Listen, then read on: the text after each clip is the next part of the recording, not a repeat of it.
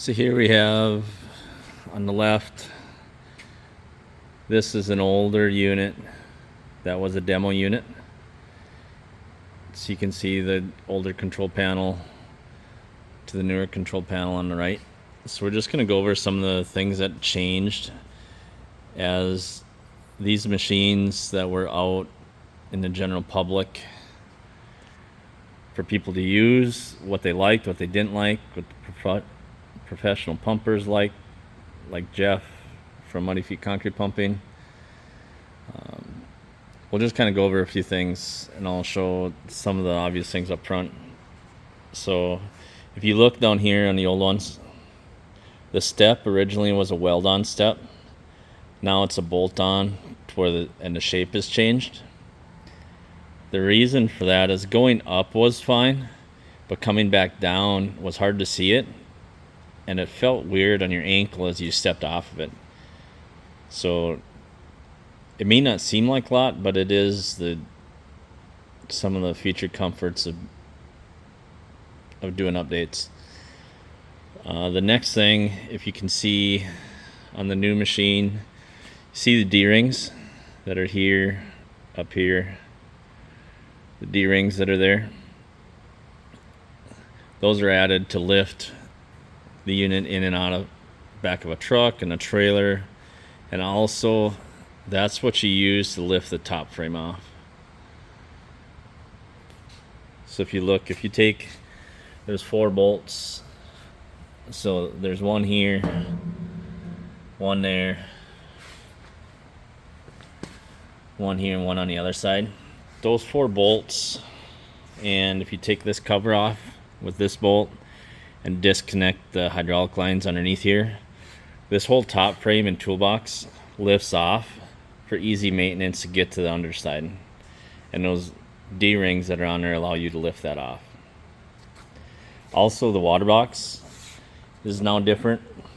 So right now the plunger is open, and that the plunger is down to seal it.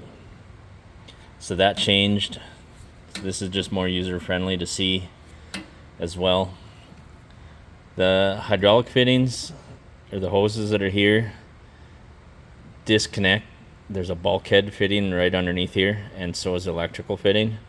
So if any of these would get damaged, just by taking this cover off, you can replace them from there without getting underneath where the old ones didn't have that. They were just routed underneath.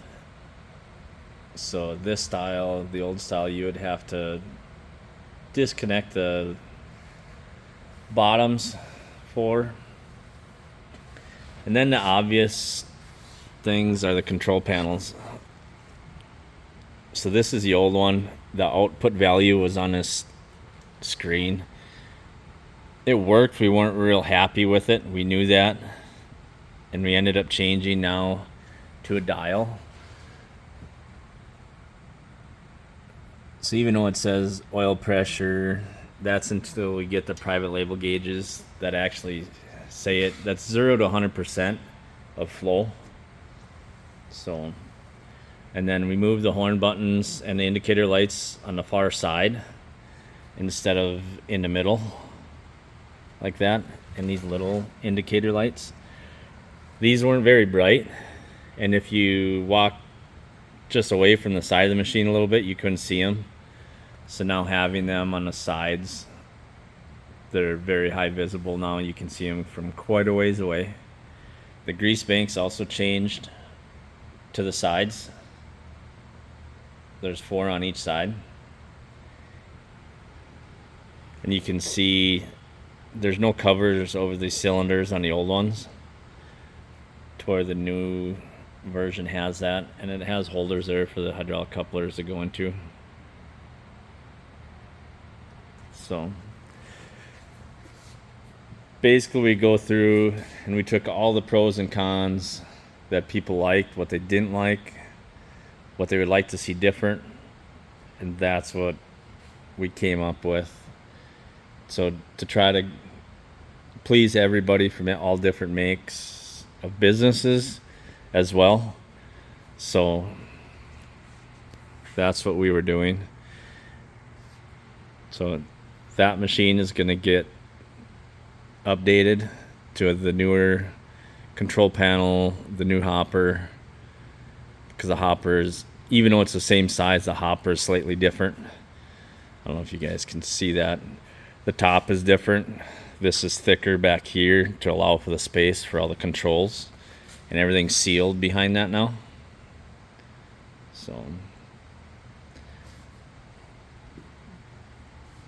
So that's the differences. This is actually another unit that's being put together. I know it looks kind of busy with hoses, but if you've ever been on a pump, there's hydraulic hoses everywhere. So some of these, the new control valve that's all in one. So this is actually flow control. So under this cap, there's a thumb wheel that you can actually override that flow control without having electricity. So this is a flow control. This is what gives you the percentage of flow for how fast you're pumping. This valve is for the agitator. So these small lines here for the agitator. This is the swing shift control valve. This is what goes forward, reverse. This comes with the Schwing pump kits that we get. And that's a pump kit over there. We'll take a closer look at that. Accumulator. This is just a pump mount. And we'll go over to the other side. So this is the bypass. So if you don't have electricity but have hydraulic power, if you hold this down and are pulling or pushing to go forward, reverse to control the direction, you can run the pump by hand that way. In order to do that though, if you open up the toolbox on the other side, take this cap off, there's a thumb wheel there that you can screw down, and that makes it wide open, and then you can control the forward, reverse here, and this is basically your start and stop flow there. And we'll go over to the pump kit. So inside the water box on the pump kit, originally they all came with a drain hole in the middle, which didn't work for us very easy, didn't make it user friendly for the water boxes. Now Schwing puts a drain hole on the side for us, and that's what allows that plunger to work. So you can see the material cylinders. Give you a close up of the S tube inside the material cylinders.